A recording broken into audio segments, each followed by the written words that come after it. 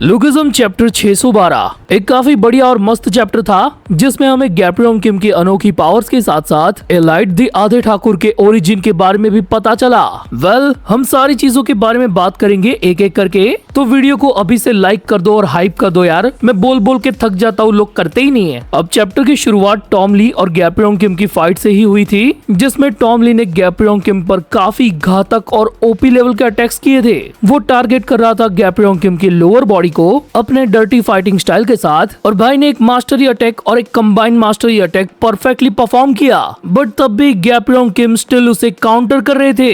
Unfortunately हम उसका ultimate king वाला अटैक देख नहीं पाए, क्योंकि वो करते हुए उसने मिस किम को देख लिया और उसका वहीं पे निकल गया प्यार निकल गया। गंदी सोच। सो बेसिकली टॉम ली के साथ पहली फाइट के दौरान गैप्रियन किम ने उसको लिटरली गिन के 3 बार लेटा दिया। टॉम ली खुद भी काफी ज्यादा सरप्राइज और शॉक था कि आखिर ये बंदे की फीस्ट में ये कैसी ताकत है। और सही में यार काफी सारे लोगों को ये पता नहीं चल रहा कि ये कैसी ताकत है। जिस इम्पैक्ट के साथ टॉम ली ने गैप्रियन किम की थाइस पर अटैक्स किए थे ना, उससे किसी की भी हालत खराब हो सकती है। एक ह्यूमन बॉडी के अंदर थाइस की बोन लॉन्गेस्ट, हैवीएस्ट और स्ट्रॉन्गेस्ट मानी जाती है, जिसके साथ मेजर मसल्स भी जुड़े होते हैं, यानी कि उस पर हैवी इम्पैक्ट और डैमेज होने से पूरी बॉडी के ही एल लग सकते हैं। अब वो बात अलग है कि गैप्रियन किम सुपर ह्यूमन लोगों के भी सुपर ह्यूमन है, बट फिर भी इस बंदे की बॉडी के अंदर कुछ तो खास है जिससे वो ये हैवी अटैक्स तो चने ममरे की तरह सरवाइव कर लेता है। बट देन अगर हम थोड़े बहुत चैप्टर्स पीछे जाए तो हमें थोड़े ऑथेंटिक रीजंस मिल जाते हैं, क्योंकि हमें लुकिज्म में ही पहले बता दिया गया था कि गैप्रियन किम की फिजिकल बॉडी सच में अनदर लेवल पर थी।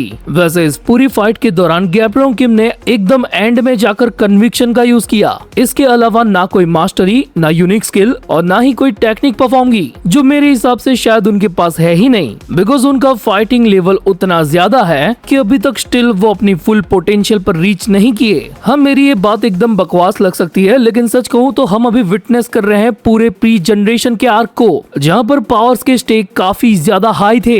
अगर फर्स्ट जनरेशन की प्राइम वाले 2 फाइटर्स एक चर्च की छत उड़ा सकते हैं, तो प्री जनरेशन का टॉप का बंदा एक बड़े से स्टैचू को एक ही पंच में तोड़ दे, ये काफी नॉर्मल बात है। क्योंकि भाई अपोनेंट भी तो देखो सामने कौन है, यामाजाकी का शहंशाह शिंगेन, वो जो कार्निवोरस जानवरों के लिए खुद कार्निवोरस है। वेल इसी के साथ हमें इस चैप्टर में ये भी पता चला कि लास्ट चैप्टर के अंदर गैप्रियन किम ने जो वो कारनामा किया था स्टैचू को तोड़ने वाला, उससे भाई पूरे शियोल के अंदर फेमस हो गए हैं। इवन यामाजाकी की फोर्स उन्हें चप्पे चप्पे पे ढूंढ रही है। लेकिन क्या ये चीज शिंगेन के ऑर्डर से हो रही है? वेल आई डोंट थिंक कि ऐसा होगा। वो बंदा ऐसे टाइम वेस्ट करने वालों में से नहीं है। वो सामने से वार लेना भी जानता था और वार करना भी। मुझे नहीं लगता कि ये स्टैचू टूटने वाली बात अब तक उसके कानों तक पहुंची होगी। अब इन सारी चीजों के बाद मुझे इस पूरे चैप्टर में उतनी कुछ खास डिटेल्स वगैरह नहीं मिली, लेकिन जितनी भी मिली वो काफी यूनिक एंड एक्यूरेट है। तो शुरुआत करते हैं हम चार्ल्स शोई से, जिसके बारे में हमें ये बताया गया कि ये जोंगो डिस्ट्रिक्ट के बहुत बड़े व्यापारी का बेटा है। बोले तो अमीर बाप की बिगड़ी हुई औलाद,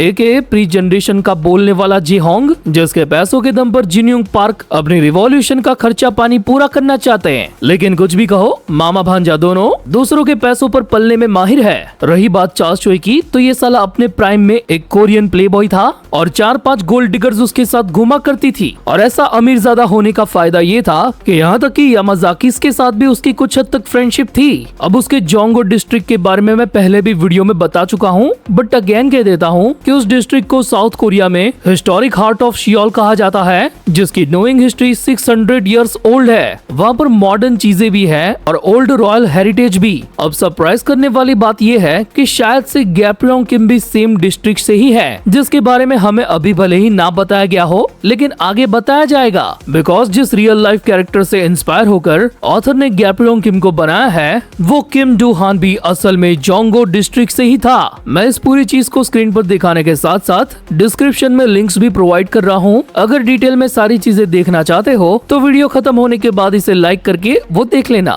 वेलिलाइट ने अपनी फर्स्ट मीटिंग में ही गैप्रियन किम के सामने ये जाहिर कर दिया कि वो उनको जरा सा भी पसंद नहीं करता, बट फिर भी हम ये अच्छे से जानते हैं कि वो फीस्ट गैंग का ही एक हिस्सा था, वो भी सेकंड इन कमांड। एंड ये चीज सिर्फ पैसों की वजह से नहीं थी, बल्कि एक्चुअल में उस बंदे के पास पावर्स थी। लेकिन जिन्यूंग पार्क की तरफ से जो ये रीजन दिया गया ना कि एक बार अगर हम एलाइट को अपने क्रू में रिक्रूट कर लेते हैं हैं उसके बाद से हमें कभी फंड्स की चिंता नहीं करनी पड़ेगी। ये चीज अभी फैंस को बार बार ये सोचने पर मजबूर कर रही है कि शायद यही वो रीजन है जिसकी वजह से चार्ल्स चोई विलन बना। क्या पता उसकी भरी जवानी में उसी का पैसा यूज करके इन लोगों ने प्री जनरेशन के दौरान फुल गेड़िया मारी और जब यामाजाकी को पूरे तरीके से डिफीट कर दिया तो सब अपने अपने रास्ते चले गए। शायद जो बचे कुछ फंड्स थे उसको गैब्रियोन किम ने अपने इलेक्शन कैंपेन में ही यूज कर लिया कि दुनिया जमाने के लिए कुछ अच्छा काम करेगा।